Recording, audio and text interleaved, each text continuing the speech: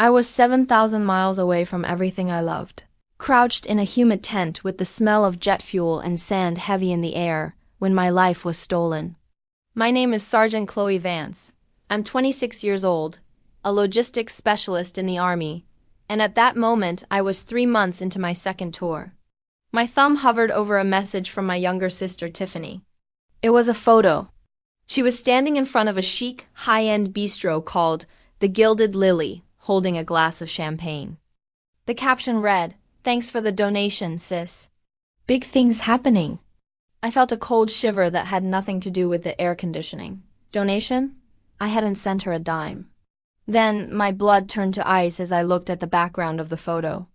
Hanging on the wall of her new office was a very specific, hand-carved wooden clock, the one that had hung above the fireplace in my grandmother's Lakehouse on Emerald Bay for 40 years. My grandmother, Evelyn, was my soul. When she passed away 6 months ago, she left me that house in her will. It wasn't just real estate, it was my sanctuary. It was worth $480,000, and it was the only thing that made the dirt and the danger of deployment feel bearable, knowing I had a home to go back to. With shaking hands, I pulled up the county property records on my laptop.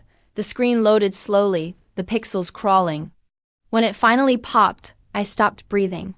The owner wasn't Chloe Vance anymore. The house had been sold 4 weeks ago. How? I was overseas. I had the only set of keys. I hadn't signed a single document. But there it was, in black and white, a quitclaim deed signed by me, notarized and filed. My parents, it had to be them. They were the only ones with access to my legal files back home. They hadn't just sold my house. They had forged my life away to fund my sister's dream. Hold on before we get into the real stuff. I want to know. What are you doing at this exact moment while hearing my voice? I love seeing your answers down below in the comments. I sat there in the dark barracks, the blue light of the screen reflecting in my eyes, feeling a rage so hot, it felt like it was melting my chest. My own mother and father had looked at their daughter serving her country and decided she was nothing more than a piggy bank for their favorite child. They thought I was stuck. They thought by the time I got back, the money would be spent, the house would be gone, and there would be nothing I could do. They forgot one thing, though. The Army didn't just teach me how to move supplies. It taught me how to plan an operation. And my parents? They were about to become the targets of the most calculated tactical takedown of their lives. I wasn't just going to get my money back.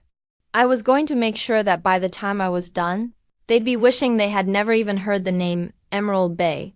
But first I had to make a phone call home. And I had to make sure my voice didn't shake when my father answered. My finger hovered over the call button for what felt like an eternity. The humidity in the barracks felt like a physical weight, but my skin was ice cold. I pressed it. Ring, ring, hello? My father's voice sounded remarkably cheerful. It was the voice of a man who hadn't just committed a felony against his own daughter. It was the voice of a man who had just retired early on my equity. "Dad," I said. I kept my tone flat, professional the way I talked to my commanding officer. "I just saw Tiffany's post. The restaurant looks expensive. Where did the capital come from?" There was a silence on the other end, not a short one. A thick, heavy silence where you could almost hear the gears grinding as he scrambled for a lie. "Oh, Chloe, sweetie," he finally stammered. We were going to talk to you about that when you got back.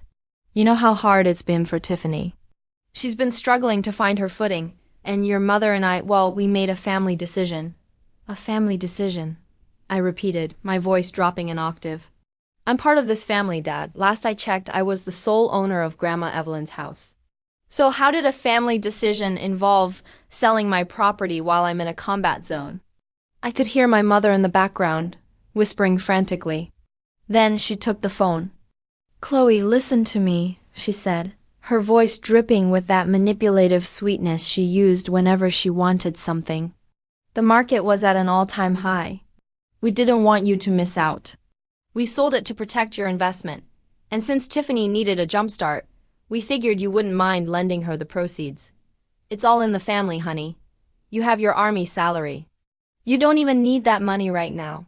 I gripped the edge of my cot so hard the metal groaned. They weren't even apologizing. They were gaslighting me. They were telling me that my $480,000 inheritance, my future, my security was just extra money that belonged to my sister because she was struggling. Tiffany hadn't held a job for more than 3 months in her entire life. Who signed the deed, Mom? I asked, my voice terrifyingly calm. We had a power of attorney, she lied. I knew I hadn't signed one.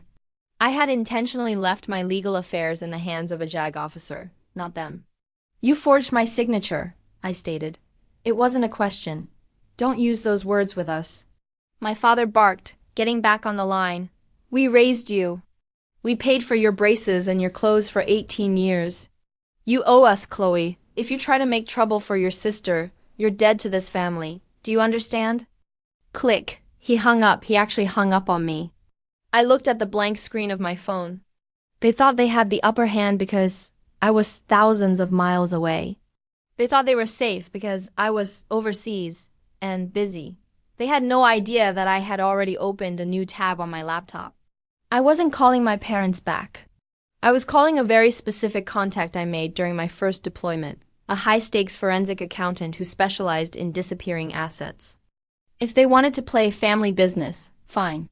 But in my business, we don't just defend, we counterattack. I started typing an email. Subject line, urgent fraud and asset recovery. But as I hit send, a message popped up on my screen that made my heart stop. It wasn't from the accountant. It was an automated alert from my bank. My personal savings account, the one I'd been depositing my hazardous duty pay into, had just been drained to zero. My vision blurred. I stared at the number on my screen. $0. That wasn't just money. That was 4 years of desert heat, missed Christmases, and 18-hour shifts. Every cent of my combat pay, my savings, and my emergency fund, nearly $65,000, was gone. I scrolled frantically through the history. It wasn't a hacker in another country. It was a series of transfers to a joint account I'd opened with my mother when I was 17 and never closed.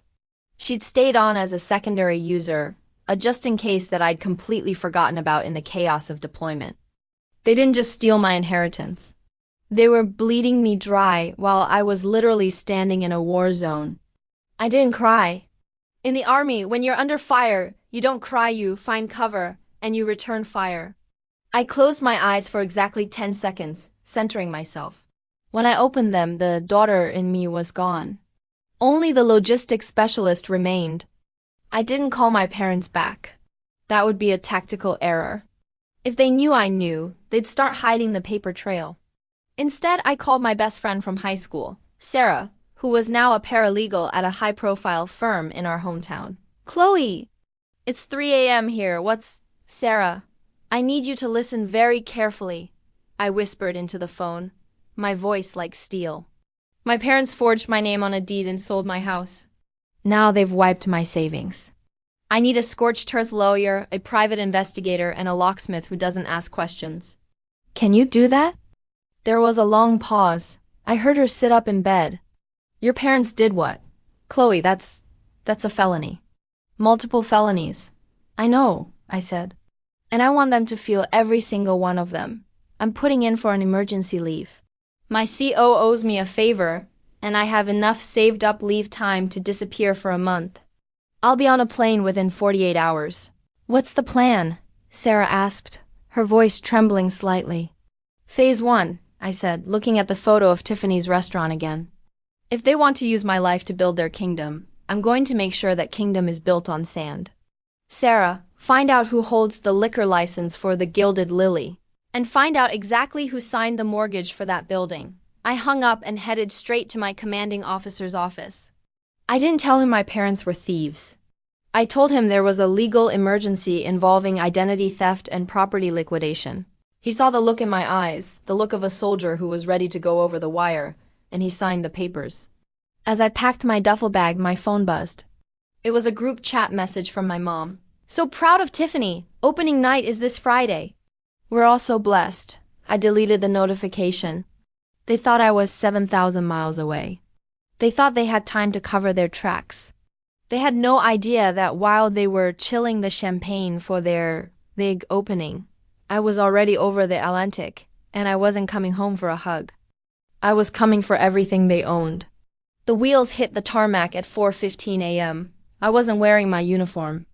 I was in a plain black hoodie and jeans, blending into the crowd like a shadow.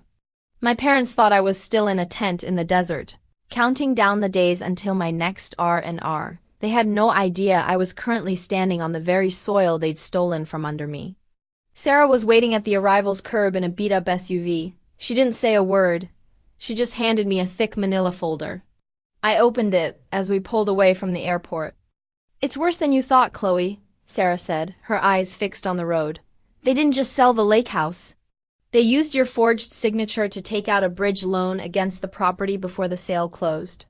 They cleared nearly $600,000 total, including your savings." I flipped through the documents.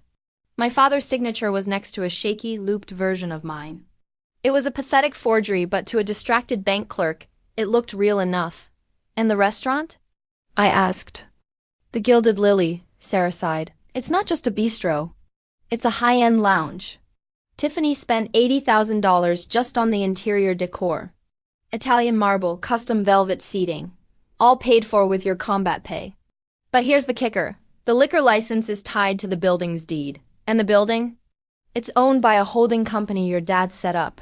I leaned back, a cold smile spreading across my face. "He's trying to shield the assets. He thinks if the business fails, I can't touch the property because it's under a company name." "Exactly," Sarah said. "But he made one massive mistake." "What's that?" "He used his personal email to register the holding company," she said, tapping a page in the folder. "And he used your social security number as a secondary guarantor for the business credit line. He literally stole your identity to build his daughter's dream." I looked out the window at the passing streetlights. They hadn't just taken my money. They had jeopardized my military clearance. If that business went under or defaulted on those loans, my credit would be ruined and I could lose my rank. This wasn't just theft anymore. This was an attack on my entire career. "Where are we going?" Sarah asked. "To the Lakehouse," I said. "I want to see what they did to it." "Chloe, it's sold. There are new owners."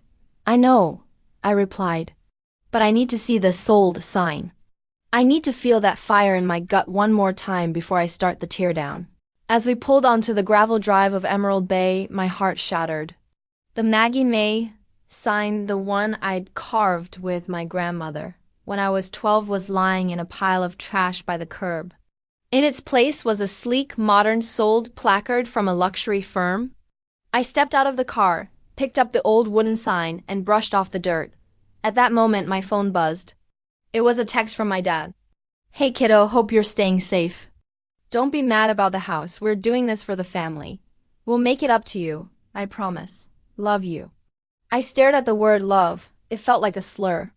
"Sarah," I said, my voice cracking for the first and last time. "Call that lawyer. Tell him we're not filing a civil suit. We're going straight to the district attorney. I want criminal charges. I want a forensic audit. And I want to make sure that opening night at the Gilded Lily is a night they never forget." "What are you going to do?" "I'm going to attend the grand opening," I whispered. "But I won't be on the guest list. I'll be the one bringing the wrecking ball. Friday night." The grand opening of the Gilded Lily, the street was lined with valet drivers and sleek black SUVs. My sister Tiffany was glowing in a $1,000 designer dress bought, no doubt with the hazard pay I'd earned while dodging mortar fire. My parents stood beside her, beaming like they'd just won the lottery. Technically, they had. They'd won the Betray Your Daughter sweepstakes. I stood across the street, tucked into the shadows of an alleyway, wearing a simple trench coat over my civilian clothes. Beside me stood Sarah and a man named Marcus, the private investigator she'd hired. "Everything is in place," Marcus whispered, checking his tablet. "The district attorney's office has the forged documents. The bank has frozen the holding company's secondary accounts for investigation of suspicious activity. But the heavy hitter? That's the fire marshal." I looked at him. "The fire marshal? Your sister was so eager to open," Marcus smirked, "that she bribed a local inspector to overlook the fact that the kitchen's ventilation system doesn't meet the commercial code for this building. It's a massive safety violation." One call from an anonymous, concerned citizen, and this party ends early. Not yet, I said, my eyes fixed on my father. He was laughing, shaking hands with the town's mayor. I want them to feel the peak of their success before the floor drops out. I want them to see me. I walked across the street. The valet tried to stop me, but I gave him a look that usually made privates drop for 50 push-ups. He stepped aside. I pushed through the heavy glass doors. The interior was sickeningly beautiful. My grandmother's antique clock was indeed on the wall, stripped of its soul, surrounded by gold leaf and overpriced velvet. I walked straight to the center of the room. Tiffany saw me first. Her glass of champagne slipped from her hand, shattering on the marble floor. The sound cut through the jazz music like a gunshot. "Chloe?" she gasped, her face turning a ghostly shade of gray. My mother and father turned. The smiles didn't just fade, they evaporated. My father actually took a step back, bumping into a waiter. "Hey, family," I said, my voice carrying across the silent room. "Sorry I'm late. The flight from the Middle East was a bit long. But I wouldn't miss the opening of the restaurant I paid for, would I?" "Chloe, keep your voice down," my father hissed, stepping forward and trying to grab my arm. I didn't move an inch. I just looked at his hand until he pulled it away. "Why, Dad?" I asked, tilting my head. "Are you worried the guests will find out you're a thief? Or are you worried they'll find out you're a forger? We can explain," my mother stammered, her eyes darting around the room at the influential guests who were now whispering. "We were doing this for everyone's future." "No," I said, leaning in so only they could hear. "You were doing this for hers. And now, I am doing something for mine." I pulled a small remote from my pocket, the signal for Marcus to make the call. "In exactly 5 minutes," I whispered, "the police are going to arrive to serve a warrant for identity theft and grand larceny. And behind them? The fire marshal is going to shut this building down." My father's face went from pale to a deep, dangerous purple. "You wouldn't. You'll ruin us." "You'll ruin your sister."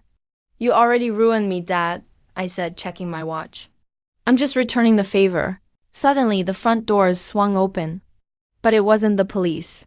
It was a man in a sharp suit carrying a briefcase, followed by 2 burly men in windbreakers that read, "Internal Revenue Service, the IRS." My father's jaw didn't just drop, it hung slack, his skin turning a sickly shade of gray. You see, when you forge a signature on a $480,000 real estate transaction and then funnel that money into a business holding company, you aren't just stealing from your daughter. You're lying to the federal government about the source of your capital. And if there's one thing the government hates more than a thief, it's a thief who doesn't pay their taxes on the loot. The lead agent, a man with eyes as cold as a mountain stream, stepped into the center of the bistro. "Thomas Vance? Elena Vance?" My mother let out a small, strangled whimpering sound. My father tried to puff out his chest, the old authority figure, habit dying hard. "This is a private grand opening. You can't just... We have a warrant for the seizure of all financial records related to this property and the Gilded Lily holding group," the agent said, his voice cutting through the room like a blade. "We also have a report of identity theft and wire fraud filed by a member of the United States Armed Forces." "Is Chloe Vance present?" I stepped forward, my back straight, my military bearing making me look a foot taller than everyone else in the room. "I'm Sergeant Chloe Vance, and I'm the one whose name was forged on the deed to this building's funding." The guests were no longer whispering, they were filming. Cell phones were up everywhere. Tiffany's elite grand opening was trending for all the wrong reasons. My sister looked at the cameras, then at me, her face twisting into a mask of pure, ugly hatred. "You're a monster!" Tiffany shrieked, her voice cracking. "I worked so hard for this. This was my dream. You're just jealous because Grandma loved me more." "Grandma left the house to me, Tiffany," I said quietly. "She knew exactly who you were. She knew you'd spend her legacy on velvet chairs and overpriced gin. She wanted me to have a future. You and Dad? You tried to pawn my future for a party." The IRS agents began ushering the guests out. The dream was ending in real time. My father moved toward me, his hands shaking, his voice a low, desperate hiss. "Chloe, stop this. Tell them it was a mistake. Tell them we had permission. If this goes to court, I'll lose my pension. Your mother will lose everything. Is that what you want?" To see your own parents on the street, I looked him dead in the eye. You didn't mind me being on the street when I got back from deployment, Dad? You didn't mind me having $0 in my savings account while I was dodging bullets. Why should I mind where you sleep? As the agents led my parents toward the back office to begin the seizure, one of the men in windbreakers stopped. Wait, he said, looking at his clipboard. There's a secondary notification here. The local building department has revoked the occupancy permit effective immediately. Fire hazard!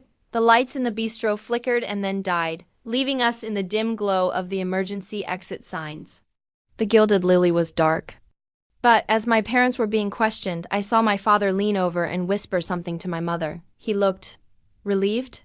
No, not relieved. He looked smug, even now. He looked at me and mouthed 3 words. Prove it, Chloe. Prove it. Those 3 words echoed in my head as I watched them being led away for questioning. My father was a career bureaucrat. He knew how to hide paper trails. He knew that in a court of law, a he said, she said about a signature could take years to litigate. By then, the money would be laundered, the assets hidden, and I'd be back on another tour, exhausted and broken. But he forgot who he was dealing with. In logistics, if a single bolt is missing from a shipment of 10,000, I find it. I don't just look at the manifest. I look at the timestamps, the GPS pings, and the digital fingerprints. I met Marcus and Sarah at a 24-hour diner a block away. The adrenaline was wearing off, replaced by a cold, surgical focus. He thinks he's safe because the notary who witnessed the deed is a family friend, Marcus said, sliding a tablet across the table. Old man Miller. He's been your dad's golf buddy for 20 years. He'll swear in court that you were there in person to sign that document. Except I wasn't, I said, tapping the screen. I was in a different time zone. I have my deployment orders, my flight logs, and my daily check-ins with my CO. That proves you weren't there, Sarah added. But your dad is going to claim you signed a power of attorney before you left and just forgot. He's already started telling the IRS agents that you're emotionally unstable from the war and you're just confused. The betrayal stung worse than the theft. He wasn't just stealing my money now. He was attacking my sanity and my service record to save his own skin. He wants to play the confused soldier card? I felt a grim smile tugging at the corners of my mouth. Fine, let's look at the digital trail. Marcus, did you get into his personal cloud storage like I asked? Marcus grinned. Your dad uses the same password for everything. His dog's name and the year he graduated. It took me 4 minutes. He opened a file titled Family Project. Inside were photos. Not of me, but of Tiffany. Specifically, photos of Tiffany practicing my signature on a tablet. Over and over. Hundreds of digital SGT. Chloe Vance signatures and the metadata. The timestamps showed they were taken 2 weeks after I had already deployed. But that wasn't the smoking gun. The real treasure was a recorded video call between my father and the notary, Miller. Sound of a grainy video playback. Look, Miller, she's overseas. She won't even know the house is gone until the restaurant is making a profit. Just stamp the damn paper. I'll make sure your kid gets that internship at the mayor's office. He didn't just forge my name, I whispered, watching the screen. He bribed a public official to do it. This isn't just a civil dispute anymore, Sarah said, her voice trembling with excitement. This is racketeering. This is a felony conspiracy. Wait, I said, pausing the video. I saw something in the background of my father's office in the video. A stack of folders labeled Evelyn's True Will. My heart stopped. True Will, Marcus, I said, my voice barely audible. We need to get into my parents' house, tonight, before they realize the IRS hasn't seized their physical files yet. Chloe, that's breaking and entering, Sarah warned. No, I said, pulling out my old set of house keys. I'm still a legal resident on their tax forms. I'm just going home for a visit. But as we pulled up to my childhood home, the front door was wide open. And a black sedan I didn't recognize was idling in the driveway. I signaled for Sarah to stay in the car and keep the engine running. My military training took over low profile, silent movements, eyes scanning for threats. The black sedan in the driveway had tinted windows and no plates. This wasn't the police. This was something else. I slipped through the front door, my boots making no sound on the hardwood. The house smelled like my mother's expensive candles, but the air felt heavy, toxic. Voices were coming from my father's study. I told you, the IRS is already at the bistro. My father's voice hissed, panicked and cracking. You said this was foolproof. You said the girl wouldn't be back for months. And I told you to keep her distracted. A deep, unfamiliar voice responded. If the feds follow the money back to my accounts, your daughter's signature is the least of your worries. You find those documents, Thomas. Now. I crept closer, peering through the crack in the door. My father was sweating, frantically throwing papers out of a filing cabinet. Standing over him was a man in a sharp gray suit, the investor, who had helped fund the bridge loan. He wasn't just a businessman. He was a shark who had been using my parents to launder money through Tiffany's restaurant. My parents hadn't just stolen from me, they had gotten into bed with the wrong people. I saw the folder. The one labeled Evelyn's True Will. It was sitting on the desk, right next to the investor's hand. I didn't think, I just acted. I stepped into the room, my voice a whip crack of authority. Step away from the desk. The investor spun around, his hand moving toward his jacket. My father let out a pathetic yelp. I'm an active duty sergeant in the U.S. Army, I said, my hand resting on the heavy flashlight at my belt, my eyes locked on the investors. My team is outside and the authorities are 5 minutes away. You have two choices. Walk out now and deal with the feds, or stay here and deal with me. It was a bluff. Sarah was the only team out there, but I held his gaze with the cold intensity of someone who had faced down much worse than a white-collar thug. The man sneered, adjusted his tie, and stepped back. You've got a smart kid, Thomas, the man said, walking past me. Too bad, she's going to be the one testifying at your sentencing. As soon as he was gone, my father collapsed into his chair, sobbing. Chloe, please. He was going to take the house. We were just trying to get ahead. I didn't even look at him. I grabbed the folder. I opened it and read the first page. My breath hitched. The will my parents had filed in probate was a fake. The real will didn't just leave me the Lakehouse. My grandmother, knowing my parents were irresponsible and Tiffany was a spoiled brat, had left me everything. The family home, the retirement accounts, the vintage car collection, it was all mine.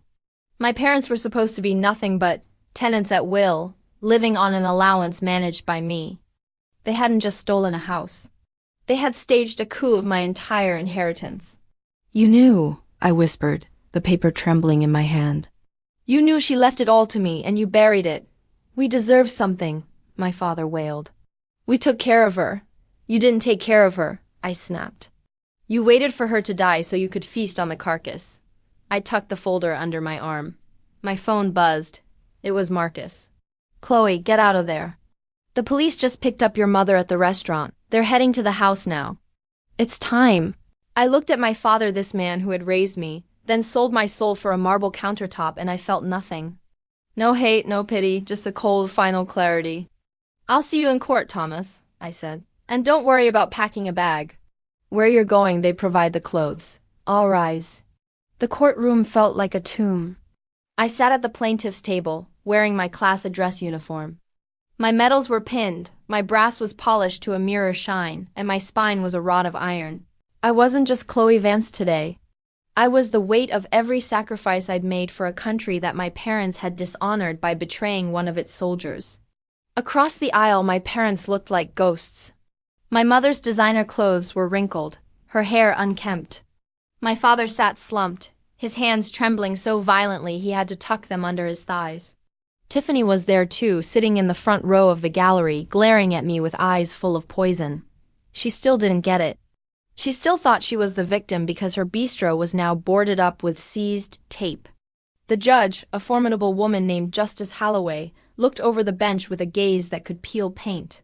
She had a reputation for two things: her love for the law and her absolute zero-tolerance policy for those who exploited the military. Mr. Vance, the judge began, her voice a low rumble of thunder. I have reviewed the forensic audit. I have reviewed the video evidence provided of your business dealings. And most importantly, I have the testimony of the notary, Mr. Miller, who has decided to cooperate with the state in exchange for a reduced sentence. My father let out a dry, hacking sob. The evidence shows, Judge Holloway continued, that you didn't just make a mistake. You systematically dismantled your daughter's future while she was serving in a combat zone. You forged her signature. You stole her combat pay. And according to this, she held up the folder I'd recovered from the study. You suppressed the legal last will and testament of Evelyn Vance to commit a fraud totaling over $1 million in assets. Your Honor, please. My father's lawyer stood up, his voice desperate. My client was under immense financial pressure. He intended to pay it all back once the restaurant was profitable. He's a family man. A family man? The judge leaned forward, her eyes flashing. A family man does not treat his daughter like a line of credit. A family man does not leave a soldier with $0 in her account while she is 7,000 miles from home. She turned her gaze to my father. Thomas Vance, stand up. My father struggled to his feet. He looked small. He looked pathetic. He looked like the thief he was. This court finds the quitclaim deed to be null and void, the judge declared. The property at Emerald Bay is to be returned to Chloe Vance immediately. Furthermore, all assets within the holding company, the Gilded Lily, are hereby liquidated to provide full restitution with interest to the plaintiff. But she wasn't done. The big moment was coming. However, the judge said, her voice dropping to a terrifyingly calm whisper, there is the matter of the criminal charges, wire fraud, identity theft, and the conspiracy to suppress a legal will. My father began to sway. His face went from pale to a ghostly translucent white. Because of the egregious nature of this betrayal, the judge said, I am recommending the maximum sentencing. Thomas Vance, you are looking at 10 to 15 years in state prison. At the sound of the gavel, my father's knees simply gave out. He didn't just sit down, he collapsed. His head hit the defense table with a sickening thud before he slid onto the floor, gasping for air as the bailiffs rushed forward. The room was in an uproar. My mother screamed as the paramedics rushed into the courtroom. My father was curled on the floor, his body shaking from a panic attack so severe his lungs had simply seized up. Tiffany was hysterical, shouting at me, blaming me for killing their father. I didn't move.